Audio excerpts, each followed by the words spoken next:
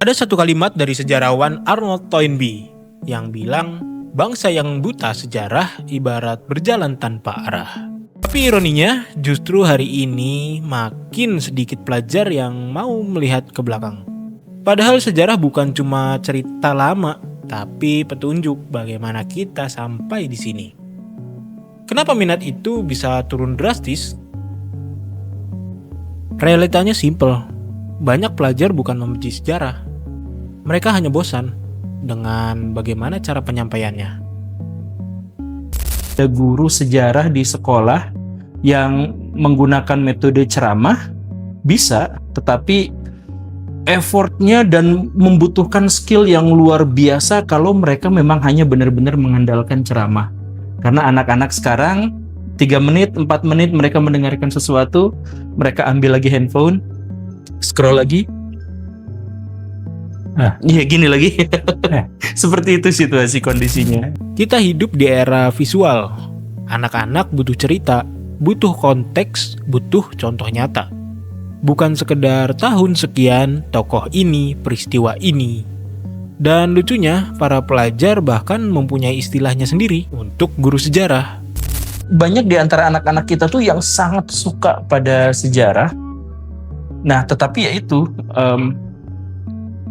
saya mohon maaf, ini pengalaman pribadi saya. Jadi guru sejarah itu disebutnya oleh sebagian siswa di sebagian sekolah ya, itu disebutnya obat tidur, Pak. Nah, jadi kalau ada orang yang punya gangguan tidur, susah tidur, punya penyakit insomnia, nah ikut pelajaran sejarah dia berhasil tidur. Ya itu hanya lelucon aja, cuman maksudnya di satu sisi anak-anak kita itu sangat haus terhadap pengetahuan-pengetahuan sejarah. Mereka kalau dikasih materi sejarah yang dinarasikan dengan menyenangkan, mereka antusias luar biasa. Oh, saya baru tahu, oh begini. Tetapi di sisi lain seringkali mereka menemukan fakta bahwa pelajaran sejarah itu membosankan, menghafal angka tahun, menghafalkan tokoh-tokoh, dan menghafal singkatan-singkatan dari berbagai zaman. Jadi kalau mereka harus menyebutkan misalkan apakah namanya nama lain dari Meganthropus paleojavanicus, itu mereka agak kesulitan untuk mencoba mengeja nama itu. Ini nunjukin satu hal, pelajarnya bukan bodoh, mereka cuma nggak cocok sama metode ceramah klasik. Di bagian lain dibahas juga bahwa kemampuan bercerita itu memang jarang dimiliki oleh sebagian guru. Kalau yang menjadi persoalan itu cara menyampaikannya, memang itu juga satu persoalan karena tidak semua guru memiliki kemampuan bernarasi. Betul. Kan. Dan ini diperkuat lagi dengan data kualitas pedagogi. Masalah utama bagi keguruan di Indonesia diantaranya adalah sedikitnya guru-guru yang mampu untuk menyampaikan pesan dengan baik, mampu menyampaikan informasi dengan baik, mampu menyampaikan etika dan moral itu dengan baik. Sedikit sekali. Jadi kemampuan pedagogi guru-guru kita emang di bawah, memang rendah. Dan itu memang sudah dikonfirmasi oleh Kementerian Pendidikan dan sudah disampaikan juga oleh beberapa analis-analis internasional. Itu sudah disebutkan demikian. Nah, jadi saya berpikir bahwa kalau pemerintah tahu ini dan mereka sudah diberitahu tentang ini, maka mereka tuh harusnya fokus bagaimana caranya agar guru-guru itu bisa memiliki kompetensi pedagogi yang baik. Bagaimana caranya agar guru-guru itu mampu berbicara. Apalagi sejarah, dalam hal ini sejarah itu menuntut guru-gurunya, betapapun metodenya banyak, tapi menuntut guru-gurunya untuk bisa berbicara fasih di muka siswa.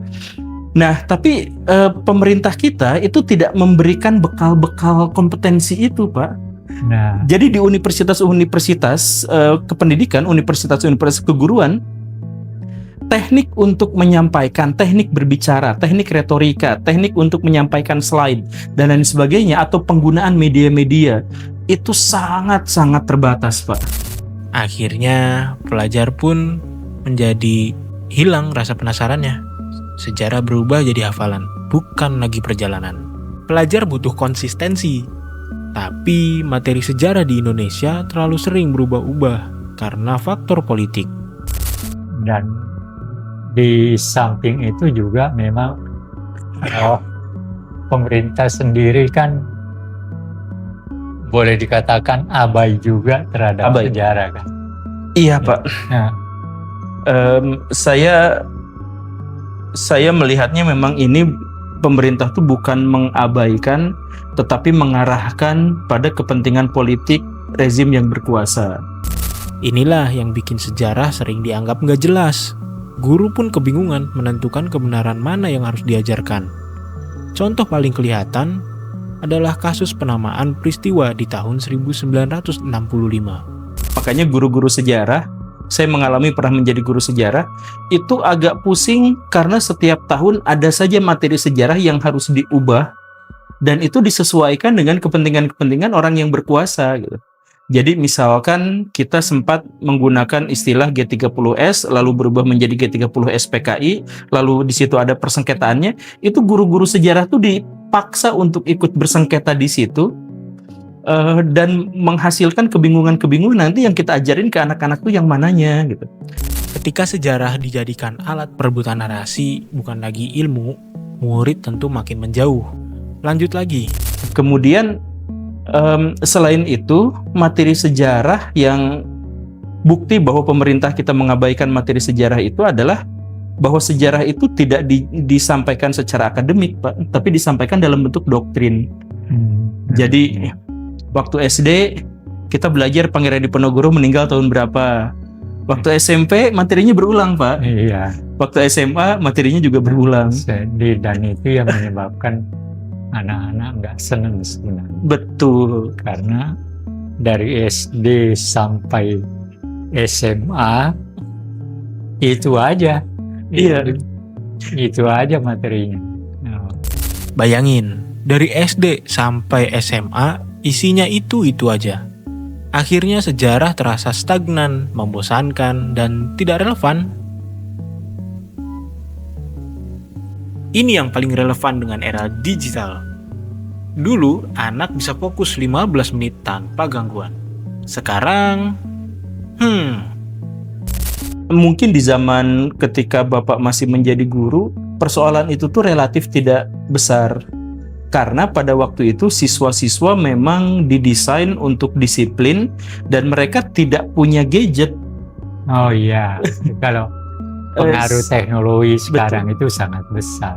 Saya entah ini benar atau tidak, ini saya hanya mengingat ada sebuah jurnal ilmiah yang waktu saya kecil, waktu saya SMA lah, saya baca itu kemampuan siswa untuk fokus pada satu pembelajaran itu tuh sekitar 15 menit waktu saya SMA tuh.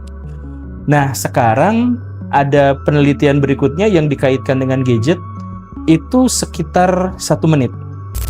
ya 1 menit.